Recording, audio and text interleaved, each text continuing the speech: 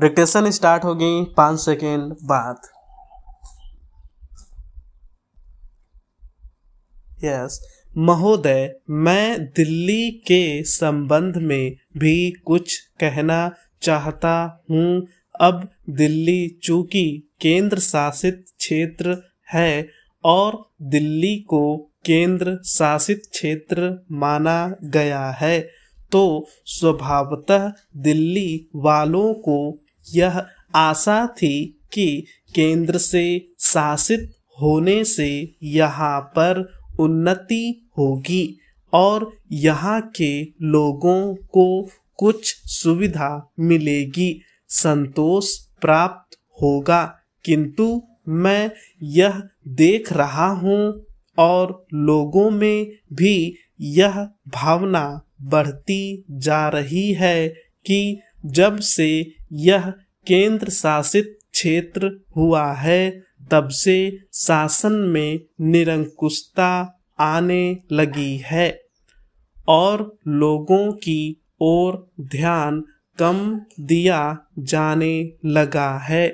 इसलिए मैं यह कहना चाहता हूँ कि दिल्ली प्रशासन के पुनर्गठन के ऊपर पुनः जोर दिया जाना चाहिए और हो सके तो उसके लिए एक समिति बैठा दी जाए और उसके लिए सोचा जाए कि दिल्ली का प्रशासन किस तरह का होना चाहिए। मैं चाहता हूँ दिल्ली के प्रशासन के संबंध में आप विचार करें। भ्रष्टाचार के संबंध में यहाँ बहुत कुछ कहा गया है, मैं पुनः उसको दोहराना नहीं चाहता, किंतु इतना अवश्य कहना चाहता हूँ कि देश में जनता का जो नैतिक स्तर है वह दिन प्रतिदिन गिरता जा रहा है। सरकार को यह सोचना चाहिए कि उनका वह नैतिक स्तर किस प्रकार उठाया जाए और किस तरह से लोगों की भावनाएं बदली जाए, किस तरह से लोगों में अनुशासन रह सके। इसके लिए सोचना अत्यंत आवश्यक है। हम जब भ्रष्टाचार की बात कहते हैं तब यह तो सभी जानते हैं कि भ्रष्टाचार है और इसमें कोई दो राय नहीं है कि भ्रष्टाचार मौजूद है। छोटे से अधिकारी से लेकर बड़े अधिकारी तक यह फैला हुआ है। भ्रष्टाचार केवल प्रशासन में ही नहीं, ऐसी बात नहीं है, वरन यह लोगों में भी फैला हुआ है। जब करों की अदायगी का प्रश्न आता है तब लोग दो दो खाते बना लेते हैं और आयकर की चोरी करने का प्रयत्न करते हैं और कर से बचने के लिए भ्रष्टाचार करते हैं। जैसे बगैर दोनों हाथ के ताली नहीं बज सकती, ठीक वही बात भ्रष्टाचार के संबंध में लागू होती है। भ्रष्टाचार के निवारण के लिए जितना अधिकारियों का कर्तव्य है उतना ही कर्तव्य जनता का है। अधिकारियों को तो सतर्क रहना ही चाहिए, क्योंकि यह जो संसद है वह कानून बनाकर उनके हाथ में दे देती है। उसका कार्यान्वयन करने के लिए जनता और नौकरशाही से सहयोग से कार्य करना चाहिए। महोदय, प्रशासन का यह कर्तव्य हो जाता है कि वह सतर्क रहे और अधिकारी लोग अपने को निष्पक्ष रखें, किंतु जो जनता के अंदर एक गिरावट आती जा रही है वह भी एक देखने की बात है। इसलिए मैं चाहता हूँ कि सरकार कोई ऐसा प्रयत्न करे जिससे कि भ्रष्टाचार को रोकने के लिए जो लोगों का नैतिक स्तर ऊंचा होना आवश्यक है उसको ऊंचा किया जा सके। उसके लिए जो भी वह कर सके करे।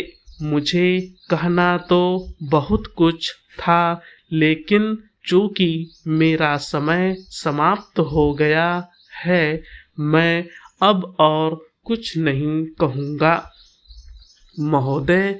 इसलिए मैं माननीय रक्षा मंत्री महोदय का ध्यान इतिहास की उस चेतावनी की ओर दिलाना चाहता हूँ कि हिमालय की चोटी पर जिसका अधिकार रहा है उसका गंगा और यमुना के मैदान पर भी अधिकार रहा है।